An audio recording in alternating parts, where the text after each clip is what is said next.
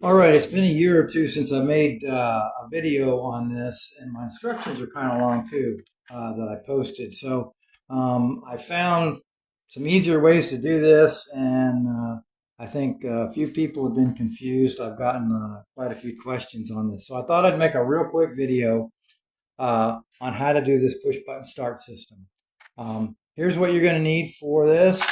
Um, I always get the Banvie.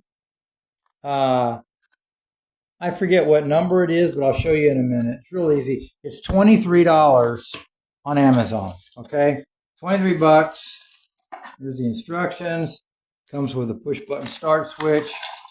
This is the module, and this is the main wiring connector, and then this is the antenna, and then this is the second connector that goes on there, and this one has the power wire for the module itself. So this one is for your accessory, on, start, all your ignition functions. Has nothing to do with powering the module itself, okay?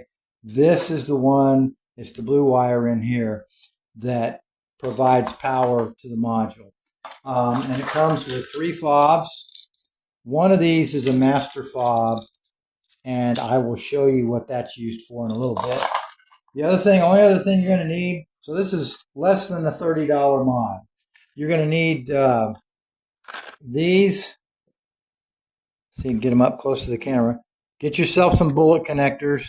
Go to your local hardware store, or go to your big box, Lowe's or Home Depot. Get some of these bullet connectors, and then you just need some heat shrink. Okay, so what I'm going to do, I'm going to go ahead and take the main connector here. I'm going to go ahead and put the bullet connectors on the end of the wires, and I'm going to label them, and then I'll show you that when I get done. And then I'll go out to the car and we'll do the install. Okay, I have put the bullet connectors on all the ends of the wires. And this is just something I do while I'm watching TV or something. So it's over 100 degrees outside right now, so I'm not going to go out there. Okay. I'm going to label these in a minute. Not for me so much, but just for the video, so if you see them. But I'll tell it on the video here, so if somebody wants to write it down, the white wire goes to ignition 1. That's the ignition 1 function. And that goes to number 15 on the connector, the ignition harness connector in the car. Okay? So 15 is the white wire, which is ignition 1. Okay? The blue wire is the accessory function, and that is 15R on the connector in the harness on the car. Okay. Yellow is the start wire, okay? Provides the power to the starter. This is number 50 on the connector in the ignition harness, okay? Oh, and here's something you'll need to do too. This is the red wire, which is, this goes to number 30 on the connector in the harness, and there's 2 of them that are labeled 30, so what you'll need to do, like I did here, let me see if I can see it. Okay, I made a little pigtail, so you'll have 2 connectors coming off of that, off of this wire from the from this Banvie connector. So you'll need to make a little pigtail. So you'll have 2 of these, so one can plug into each one of the number 30 slots on the connector. Then we have the brown wire, which is ignition 2, and that goes to 15X on the wire harness in the car. And then of course there's black, which is ground, and I'll show you. I put a ring connector. Let me see if I can get this in the camera. I'm going to put a ring connector on the end here. I haven't done it yet. I've got it sitting right here.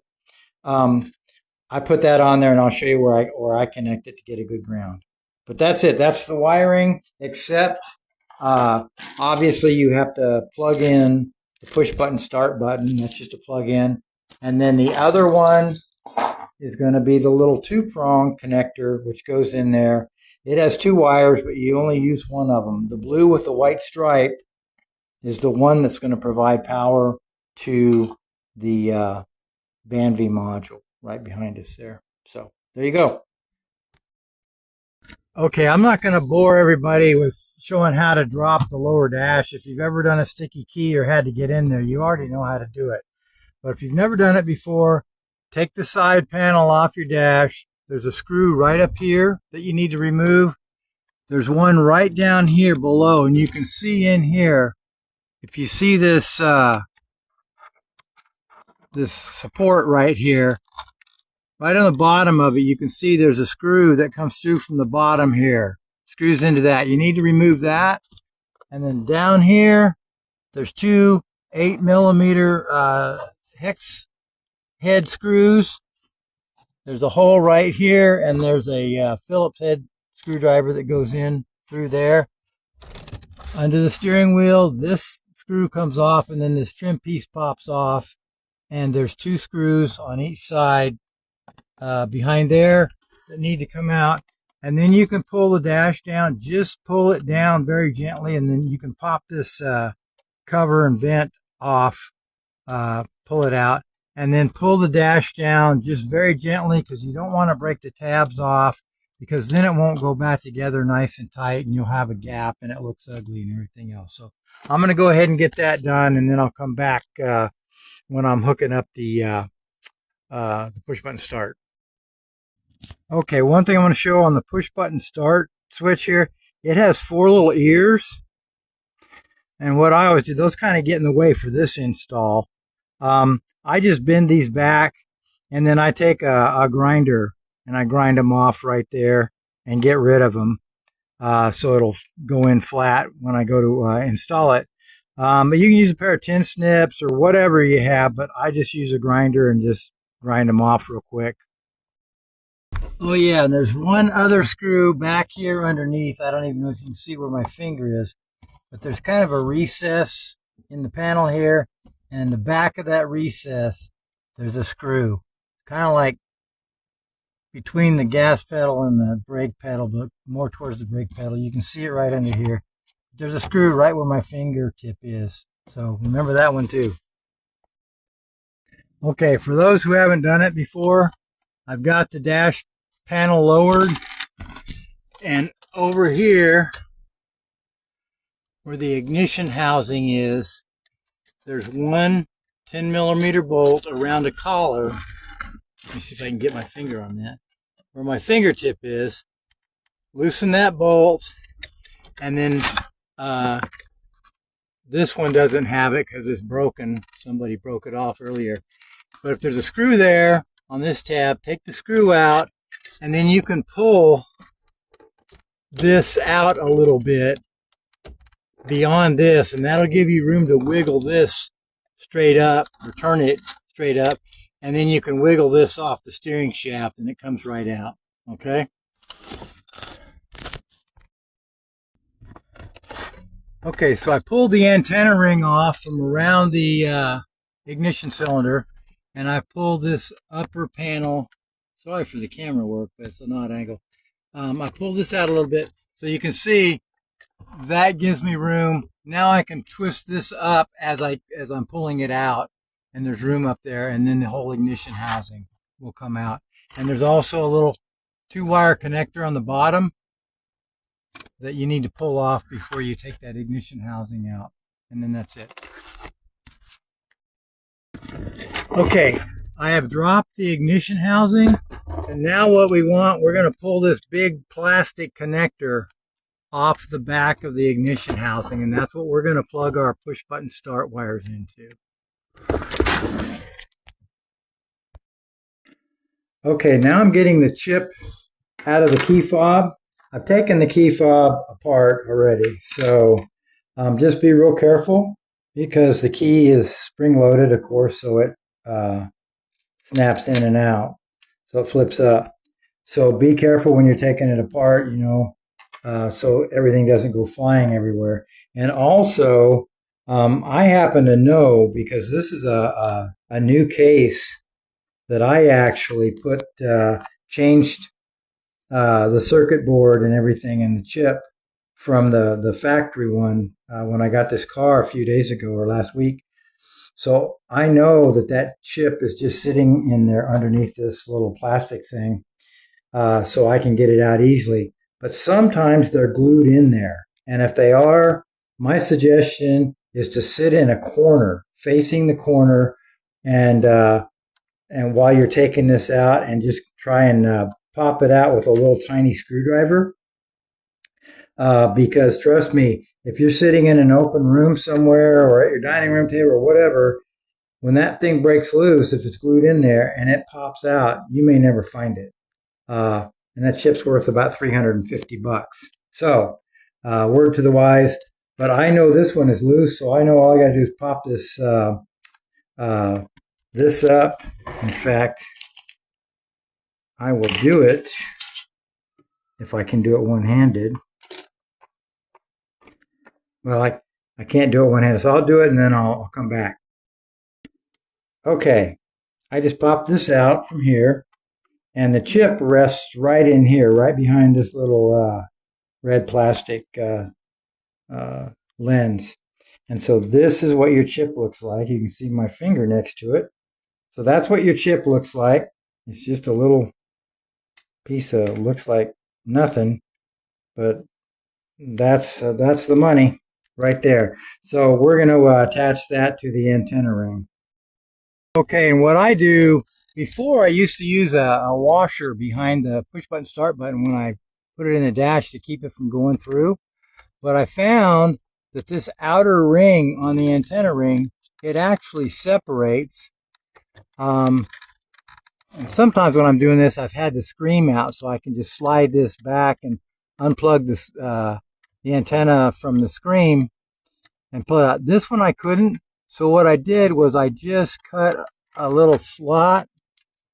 I just cut through it right there. Let me see if I can do this one-handed. There we go. And so when I put this in, I'll put that on the bottom, and once I glue it in there, I don't think you'll be able to tell that that's broken. So this will be the backing for the push button start button when we put it back in the dash. And now I'm just going to take the transponder chip, and I'm going to tape it right here to the antenna ring.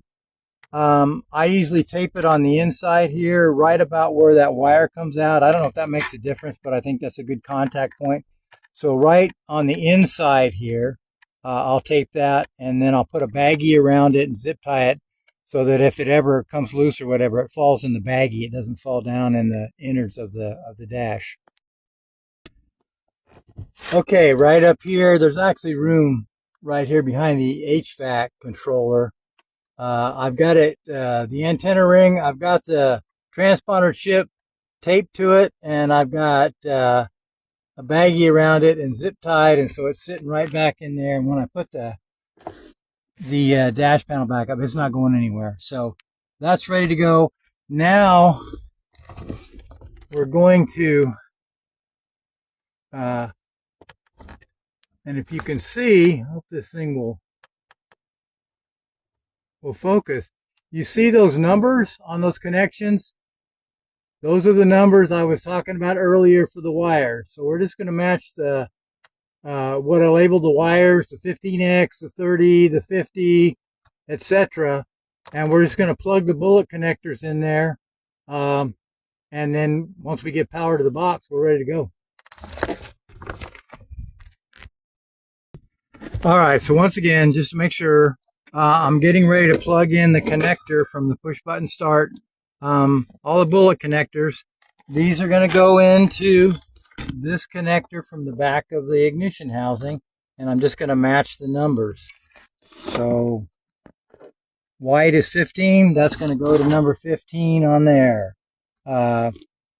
Brown is 15X, so it'll go into 15X on there, and so on. There is one on here I believe,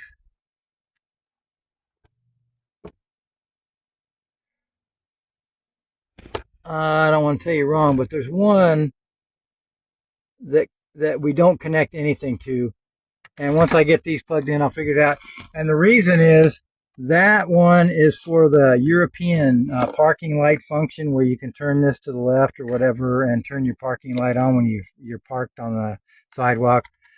But we don't use that. I don't even know if it'll work, but I've never wired it up. There's been no reason to. So there's going to be one connector on there that won't have anything plugged into it.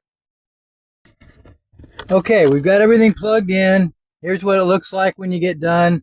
What I'm going to do is double these wires up, and I'll zip tie them here so there'll be a stress relief, so there won't be direct pressure to pull those out, so they'll never come out. The one I told you that doesn't get a wire it's P30. That's Papa 30. That's the one that nothing goes into.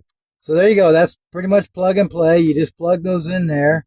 Don't have to cut any of the factory wires. And then I've got it plugged into the box.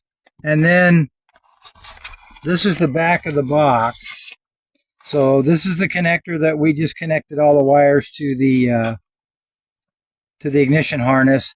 This little 2-wire harness that plugs in next to it, well, I say 2 wires. This one only has one, which is all you need because the other one wasn't used. This wire is the power for the push button start module. I'm not going to show how I do that because I don't want to advertise it for security reasons.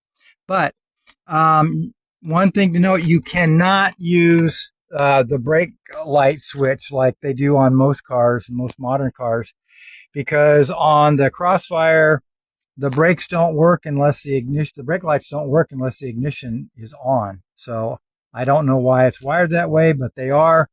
So you can't, so the brake light switch doesn't have constant power, so you can't tap into it for this. So anyway, get yourself whatever you want to use, toggle switch or whatever, and run power to it, and then run this to it so you can turn it on and off, or however you want to do it. I found what I think is a really good way to do it, and it's pretty secure. So if somebody ever breaks into the car, if they steal your key and get your fob and all that stuff and everything else, with a factory car, they can just take off. They get in this car, they're still going to have to know, after all that, they're still going to have to know how you power the box, because if you don't put power to the box, the car is not going to start. And then the last connector here on the back is the antenna for the fobs, but we're going to disable that after we get everything set up, so you shouldn't need this. We'll leave it in there, but you shouldn't need it. I'm going to disable it so I don't have to use the fob that came with this kit. So anyway, so let me get that wired out. Oh, and I also have to run, there's a ground wire here as well. I'll run the ground, and we'll get all that set up. And then it's, well, this connector on the other end right here, on the other side, that's where the push button start button connects. So that's it. We'll be right back. Okay, I just wanted to note this. I had to unwrap, bring the antenna ring out of the bag because I didn't have the transponder chip in the right spot. It doesn't have much range, so make sure that you put it flat in here on the inside of the ring here.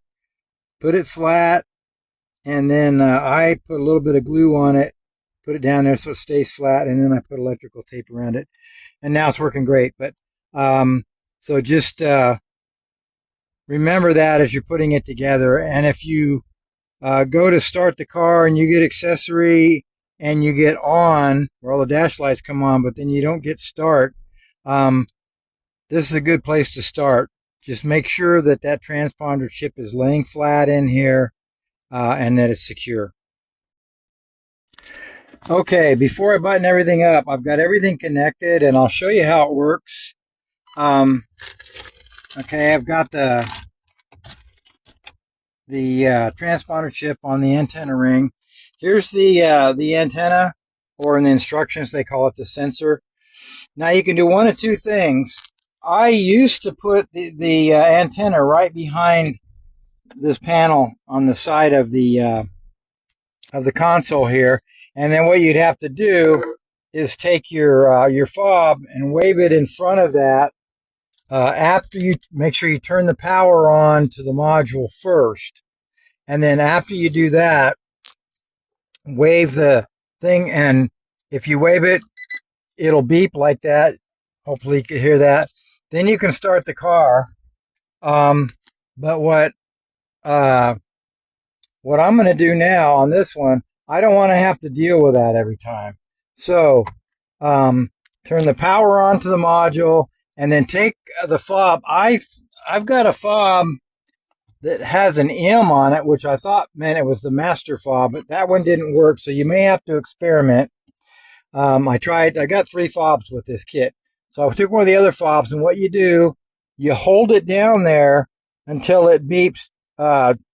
It's actually one beep is 2 beeps. It goes beep beep, and then you go beep beep the second time, and then after that you pull the fob away, and then it'll give you a long beep, and that puts it in the valet mode where the car will start and everything else without this, so you don't have to mess with it. So what you do is hear it. Okay, did you hear that? Beep beep, beep beep. Pull it away, and then it's a long beep.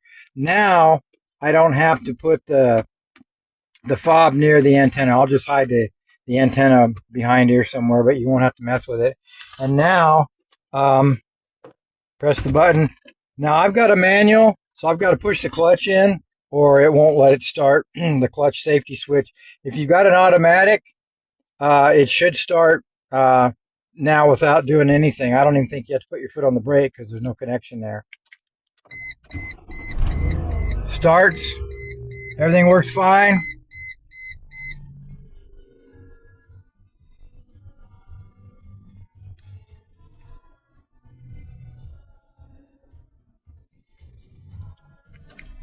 Okay. And I think, let me make sure here before I, yeah. Now if you want just accessory and on, do not turn the power on to the module, okay? Leave the power off, and then press this once, and you'll see on there you've got accessory. The radio came on. Push it a second time, and then you'll see the dash lights up. So that's the on function. And then you press it again, and it turns off. Then when you want to start the car, turn the power on to the module, however you have it powered, and then press the button, and it'll start. And that's it. So I'm going to button this up and put everything back together, and then I'll take a quick video of it after it's all done. Okay, here's what it looks like all buttoned up. Got the start button in there. One thing I don't remember if I mentioned before, so this may be a repeat, but right here in the door frame, if you peel this insulation back, there's 3 10mm nuts back there. I just take the bottom nut, and that's where I ground the module. I just put a ring connector on the bottom of it, and then take that bolt off and then put it on there, and it works great. It's a good ground. It's hidden, but this is what it looks like. It's done, and everything works. So one other thing I wanted to mention is what I always do. This is like the 6th or 7th car I've done this mod on, and I've never had to use it, but I take the ignition housing assembly and the key. I took the key out of the fob, put the key in there. I just keep it in a plastic bag, and I keep it back in the hatch. That way, if the push button start ever craps out for whatever reason, I've never had one do that yet, but if it does, all I got to do is drop the dash, unplug those wires from the module that go into the ignition connector, plug it back into here, and turn the key and we're good to go. I don't even have to button it back up. I can just leave this hanging if I want. But anyway, in 20 minutes, I can be back on the road. So just to let you know, it's an idea. Just throw this in the hatch for security. But that's it. Okay, there's a couple things I wanted to add that I neglected. First off is when you're removing the ignition housing, I didn't show it on camera, but put the key in and turn it to the accessory function, and that will release the locking pin that holds the assembly into the steering column. Then once you move it to the right about a half an inch, the pin will be locked in the steering column chute, and it won't be able to pop back out. And so then you can turn the key back to off and pull the key out. But just remember, when you're getting ready to pull that ignition housing out, turn the key to the accessory function, then start wiggling it out. That'll release that locking pin. If you don't do that, you're going to be swearing at me. So I forgot to show that. The second thing is, if you do this, you're not going to be able to lock your doors with the factory fob for about 15 minutes after you shut the car down. You'll have to use the manual key. The reason for that is that the chip being taped to the antenna ring, it's still communicating with the screen or the car's immobilizer. So it thinks the key is still in the ignition. So it's trying to prevent you from locking the key in the car. So it won't work. About 15 minutes or so later, when the system actually goes totally to sleep, then the fobs will work fine.